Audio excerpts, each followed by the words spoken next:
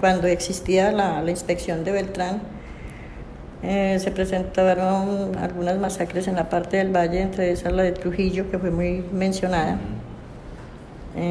Se recuperaron muchos cadáveres y partes de cadáveres, porque habían unos que no llegaban completos. Hasta que esta inspección trabajó, hasta que hicieron el recorte de personal, y ya del 95, 96 en adelante yo seguí con esta tarea. Ya no tanta la cantidad, porque o siempre han bajado esos cadáveres, siempre siguen y todavía siguen bajando. Lo que pasa es que la gente, los pescadores se abstienen mucho ya de informar, porque pues algunos dicen que les han dicho que dejen esos cadáveres quietos.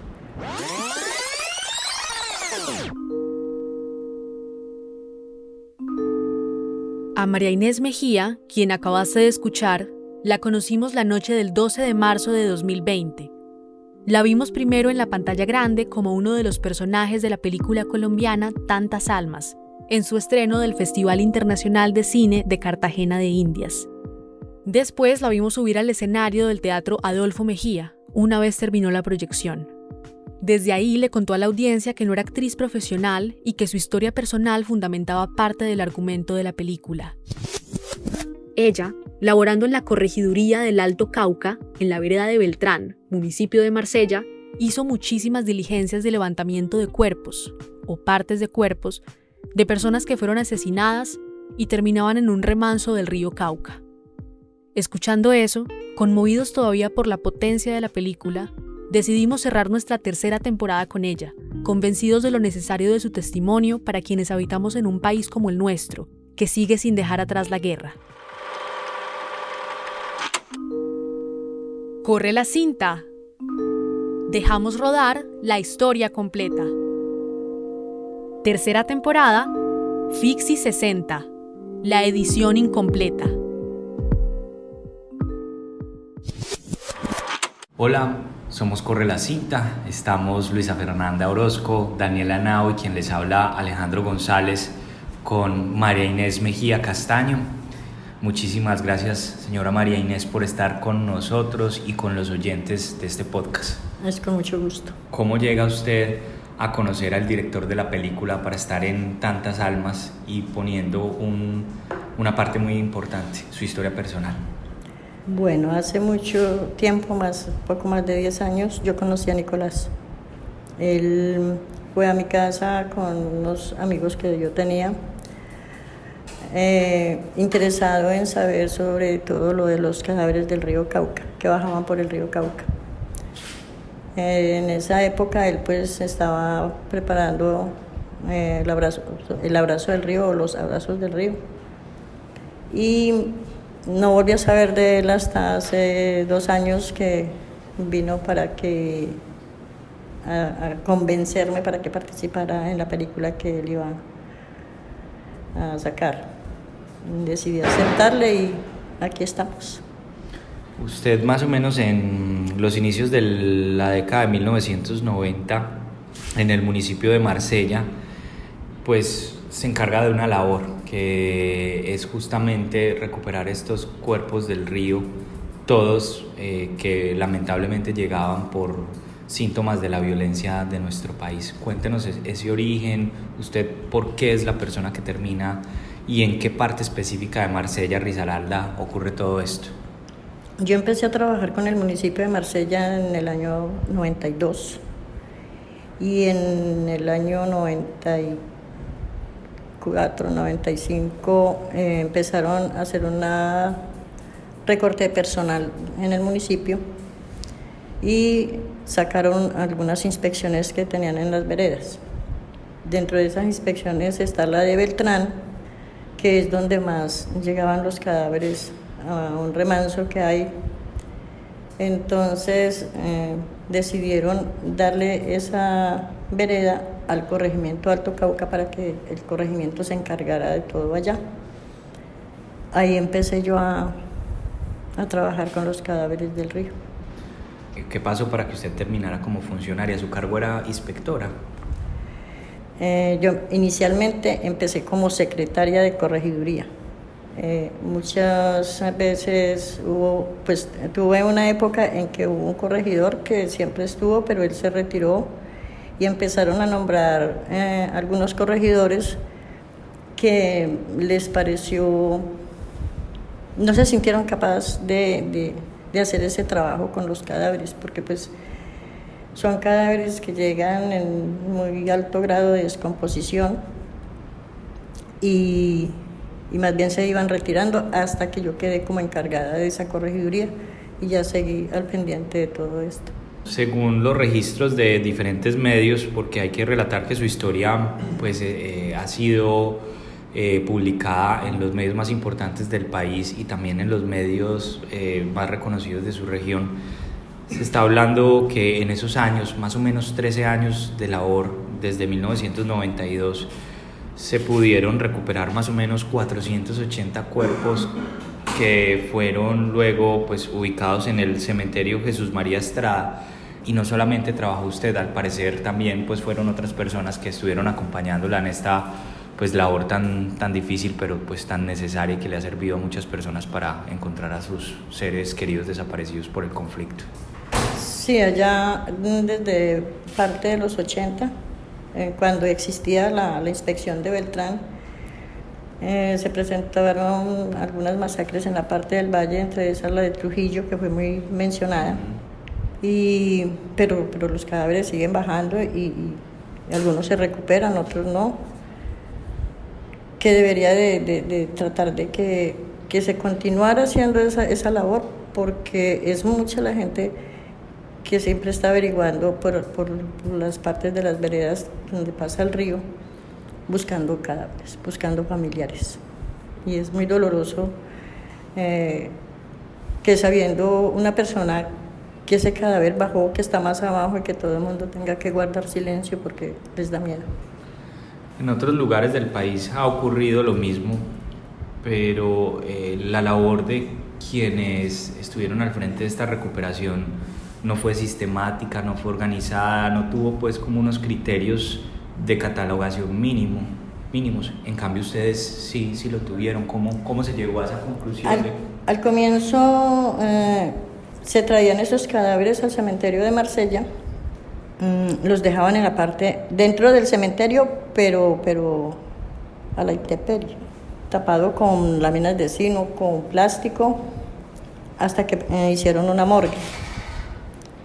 Pero también al comienzo siempre les interesaba hacer la necropsia, sepultar los cadáveres y no había como un control, un seguimiento dónde estaba uno, dónde estaba otro, hasta que se nos presentó un problema ya que fueron a reclamar un cadáver que había sacado del río, llevaba alrededor de 13 meses de haberlo sacado. Apareció la familia y en el momento de ir a mirar dónde estaba el cadáver nadie recordaba dónde estaba. Hubo que destapar alrededor de 70 tumbas que tienen 2, 3, 4 cadáveres, hasta encontrar. Estuvimos un miércoles, jueves, hasta un viernes al mediodía que se recuperó ese cadáver. Entonces ya se empezó a organizarse en más, a decir vamos a sepultar este cadáver acá, subo por mano derecha, volteo, frente de, situando bien como un mapa donde quedaba cada cadáver para no volver a tener ese problema.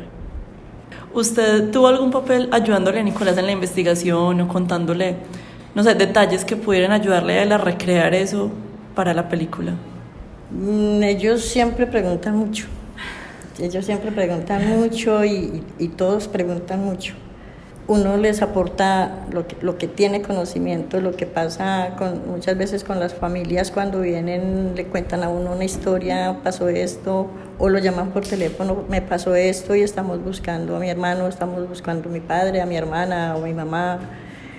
Entonces uno todas esas historias las va contando y a raíz de eso pues ellos también sacan sus ideas de ahí, y también con la misma historia de Simití. La historia de Simití es la historia en la que da inicio la película Tantas Almas. Don José, un pescador de esta zona del departamento de Bolívar, le toca enfrentar la pérdida de sus 2 hijos por el influjo de los paramilitares, y emprende toda una búsqueda de los cuerpos de sus hijos en el río Cauca, hasta que después de muchos ires, casi una semana de viaje, logra dar con usted, que es la persona que ayuda a pues encontrar cuerpos que no necesariamente llegan completos, llegan solamente pedazos, miembros, troncos, cabezas, y eso pues hace parte de la realidad de lo que a usted le tocó vivir. Hay un cuaderno que inclusive sale en la película, donde usted pues hacía toda esta labor. Hablemos de eso un poco también. Yo pienso que si todas esas historias que pasan en las diferentes partes del país se contaran, de pronto uno le conmovería el corazón a mucha gente y se preocuparían más por estas situaciones y no existiría tanto desaparecido. Yo cuando empecé a trabajar, pues vi la necesidad, uno siempre iba a buscar un archivo y coja allí, a buscar, entonces decidí conseguir ese libro y empezar a hacer las anotaciones de cada acta de levantamiento con todos los datos que tenía. Y pues cuando me llamaban a averiguar por alguien, yo miraba de una vez en el libro si lo tenía o no lo tenía. Entonces, pues le facilitaba a uno más las cosas. Lo mismo que las planillas, cuando llamaban a informar de una persona desaparecida, se llevaban unas planillas. Ya uno cuando iba al río le avisaban que habían cadáveres o había 1 o 2 cadáveres. Uno los traía y iba, miraba las planillas a ver qué tenía registrado con esas características allí. Entonces nos facilitaba un poquito más para el trabajo y para todo. Doña Inés, y tengo 2 preguntas ahí. La primera, ¿a usted quién le ayudaba a hacer todo eso? Pues como en todo ese proceso, porque yo creo que es una cosa pues física y emocionalmente muy compleja. A mí me avisaban de la existencia de un cadáver y yo conseguía, había un jeep que me trasladaba hasta la parte donde tenía que ir a recoger el cadáver. Un Willys. Y me iba preparada con una bolsa, con la cabulla para amarrar y los respectivos papeles para hacer el levantamiento. Por lo regular me asignaban 2 agentes de policía y en la parte del río, pues como mi esposo pescaba, él me colaboraba mucho, aunque al comienzo era muy, pues él no tiene como esa capacidad de arrimarse a algo que está descompuesto. Ha sido bastante como delicado para esas cosas. Pero cuando veía que no podía sola y que a veces los agentes no me colaboraban tampoco, porque ellos decían, nosotros no nos vamos a untar porque esa no es la función de nosotros. Entonces yo le decía a mi esposo, le daba el vaporú para que se untara en la nariz, el tapabocas, le pasaba unos guantes y le decía, ofrézcale a las ánimas para que le ayuden, para que le ayuden y me pueda ayudar. Entonces él lo hacía, pero al comienzo él era muy reacio a estas cosas. Siempre se fue como acostumbrando un poquito a mi trabajo, que primero no estaba muy de acuerdo con él, pero era mi trabajo. Pero lo entendió, al menos. Doña María Inés, y la historia principal que narra tantas almas, ¿usted se la contó a Nicolás? Nicolás conocía todo lo que tenía que ver con el río Cauca. Mi tía ya era otra, ellos como que estuvieron averiguando partes, no sé cómo llegó, la verdad no sé cómo llegó él hasta allá, pero él solamente tenía conocimiento de lo del río Cauca, de las personas que me visitaban, inclusive todavía hay gente que logra conseguirse mi número, porque yo cambié mi número de teléfono, y logra conseguir el número que tengo y me llaman todavía para que les ayude a recuperar a alguien que están buscando por el río.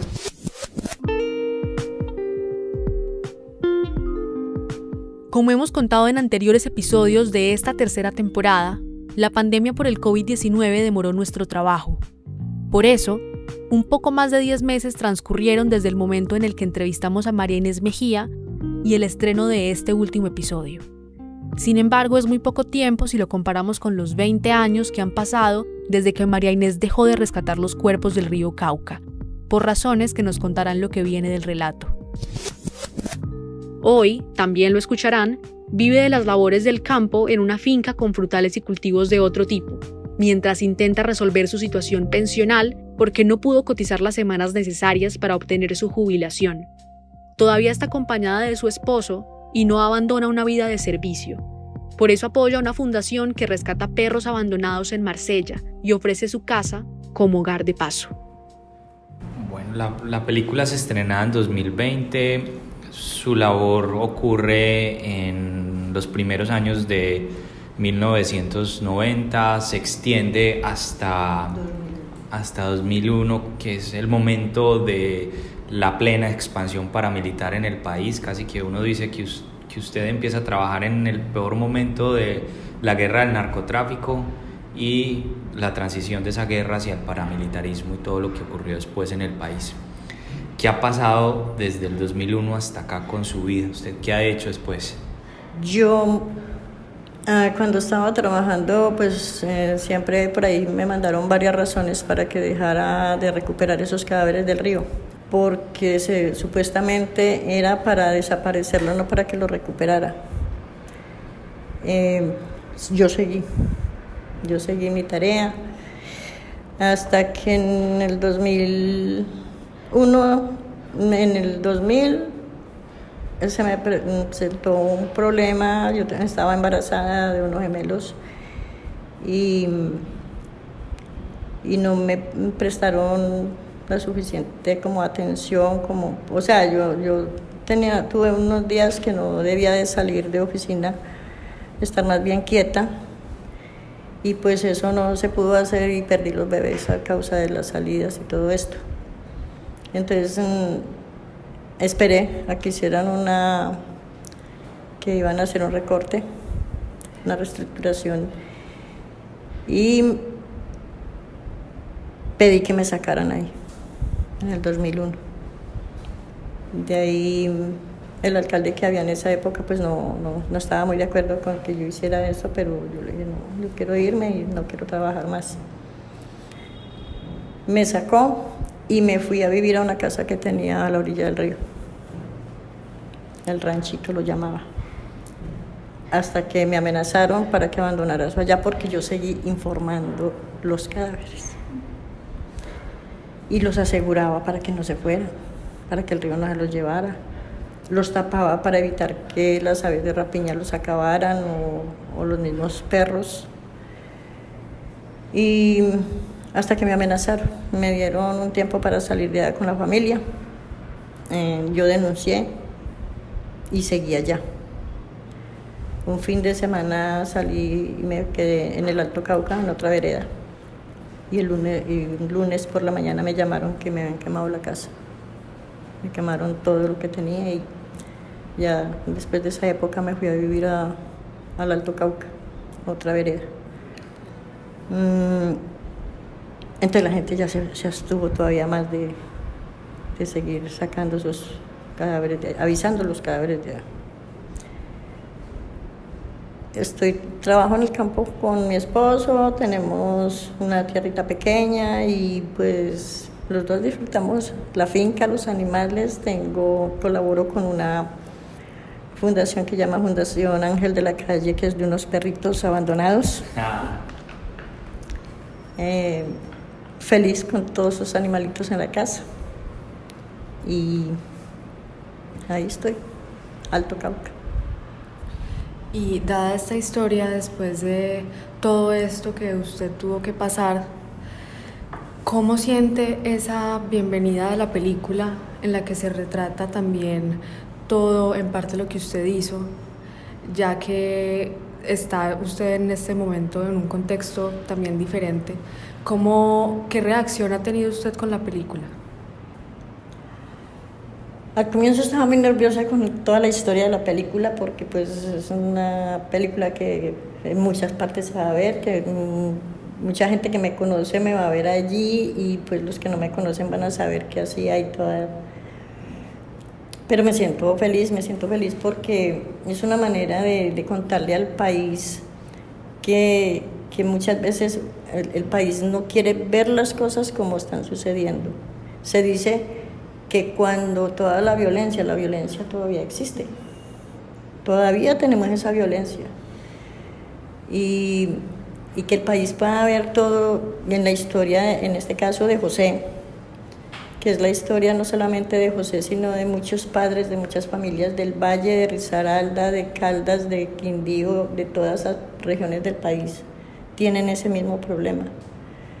Y pues ojalá la película ayude a que la gente piense, a que la gente recapacite, a que las autoridades vean lo que está realmente pasando en el país y que no lo quieren como ver ni aceptar.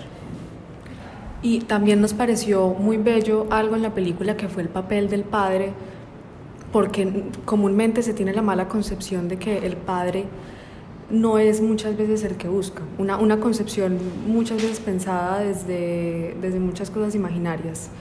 Yo tuve unas personas de Medellín. Ellos tuvieron un familiar que fueron de paseo al valle y en esa ida al valle alguien desapareció. Allá estuvieron e inclusive estuvieron andando conmigo por el río. El familiar fue encontrado y ellos después volvieron a reclamar los restos, a hacer la exhumación y reclamarlo para llevarlo para Medellín. Me asustaron mucho en esa época porque uno pues siempre mantenía nervioso por ahí con las razones y con todo esto. Y salía de la alcaldía y alguien me pone la mano en el hombro y me dice, doña María Inés, y miro un muchacho ahí y me dice, somos los familiares de fulano y vinimos a llevarlo y a decirle gracias. Y como ellos, han habido personas del Valle del Cauca que hacían recorridos conmigo desde la mañana hasta en la tarde de la vereda Beltrán hacia la vereda La Miranda, que es bastante retirada una de otra. Y si había alguien con una canoa que las llevara más abajo, ellas se montaban en esa canoa buscando un familiar. Unas señoras que hicieron esto y ya pues hasta la jurisdicción que a mí me correspondía, que ya llega a límites con Caldas, me dice alguien, el señor ya pasó. Entonces yo llamo al corregimiento que hay más abajo, que ya le pertenece a Caldas, para que me colaboren con esto y en horas de la noche me dicen, ya le tenemos el cadáver acá. Despachar a esas señoras, llevármelas para la casa, que duerman en mi casa y al otro día despacharlas, váyase en Parada Arauca, que ya les tienen el familiar. Entonces hay muchas familias que acompañan a veces en esta búsqueda. Entonces, ¿cómo fue para usted volver a recordar todo eso para llevarlo a la película? La experiencia que yo viví con todo esto del río Cauca, eso no se olvida. Eso lo mantiene uno muy presente y uno recuerda cada cosa. Hay personas, muchas familias que las recuerdo de algunas partes que estuvieron conmigo buscando a sus seres desaparecidos. Recuerdo muchas características de cadáveres que recuperé de allá. A uno no se le olvida nada de eso. Extraño todo eso porque pues se perdió una oportunidad de seguir recuperando estos cadáveres, pero también me queda la satisfacción de que hice un trabajo bien hecho, que debido a lo que hice muchas familias lograron llevar los cuerpos de los familiares para tenerlos en una tumba donde visitarlos, a pesar de que Marsella acoge estos cadáveres y tienen una parte especial para ellos. Pues nunca se dejan como amontonados en una sola parte, no, ellos van cada uno con su descripción, con su acta, con todo, para que cuando vayan en esta búsqueda sea más fácil localizarlos. También se había logrado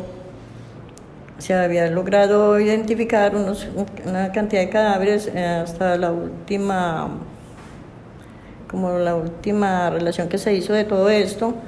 Habían alrededor de 325 todavía sin identificar, y pues hace poquito me di cuenta que habían venido unas personas porque pues el proceso de ADN y toda esta cosa, eso todo es demorado, y que no es solamente Marsella, sino que son muchas partes del país que tienen que tener estos procesos. Entonces habían logrado como llevar otros restos de los que hay en el cementerio de Marsella. Ahorita sí no sé más o menos qué cantidad, pero sí deben de haber un poco más de 300. Ha sido difícil desconectarse de esta situación. La siguen buscando, llega la película. ¿Qué espera usted que pase después del impacto que va a tener la película en el orden nacional ahora que fue estrenada y que pronto va a llegar a la cartelera nacional? Yo espero que todos nos pongamos la mano en el corazón y que todos aportemos con la información que tengamos, con lo que podamos, para que esas cantidades de personas que aún están desaparecidas, los que sepan dónde pueden estar, colaboren con las mismas autoridades y se logre recuperar mucha gente más de la que hay desaparecida, y que se logre identificar y que sean entregados a sus familiares como debe ser. Agradecemos a María Inés Mejía Castaño por estar con nosotros en Corre la Cinta, hablando de la película Tantas Almas, dirigida por Nicolás Rincón Guillé. Señora María Inés, muchas gracias por estar con nuestros oyentes. Muchas gracias a ustedes por tenerme en cuenta, y pues estoy en Marsella Risaralda, a la hora que quieran, con mucho gusto. Corre la Cinta somos Daniela Nao, David Londoño y Luisa Fernanda Orozco, quien les habla. Nuestros editores generales son Sara Mesa y Alejandro González Ochoa, quien además realizó este episodio. Esta temporada cuenta con el apoyo de Anderson Gaviria y de la URBE, Laboratorio de Periodismo de la Universidad de Antioquia.